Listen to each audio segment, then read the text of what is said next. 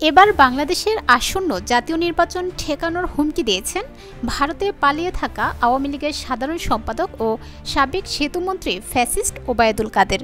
সম্প্রতি একটি ইউটিউব চ্যানেলে প্রকাশিত ভিডিও বার্তায় তাকে এই হুমকি দিতে দেখা যায়। ভিডিওতে ফ্যাসিস্ট কাদেরকে বলতে শোনা যায়, আওয়ামী লীগকে বাদ দিয়ে বাংলাদেশে গ্রহণযোগ্য ও বিশ্বাসযোগ্য নির্বাচন হতে পারে না। তারা নিজেরাও আদৌ নির্বাচন দেবে কিনা সে ব্যাপারে আমরা যথেষ্ট সন্দিহান।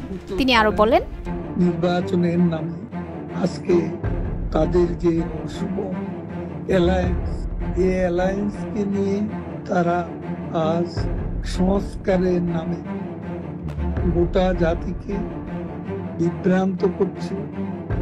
আজকে বিচারের নামে ক্যাঙ্গারু কোর্ট বসিয়ে প্রহসন করছে। এই ধারা আমরা গুড়িয়ে দেব এবং এর বিরুদ্ধে আমাদের প্রতিরোধ চলবে। বাংলাদেশের আজ 50%-এরও বেশি ভোটার যে দলের সমর্থক এবং দিনে দিনে শেখ হাসিনার পক্ষে জনমত বাড়ছে।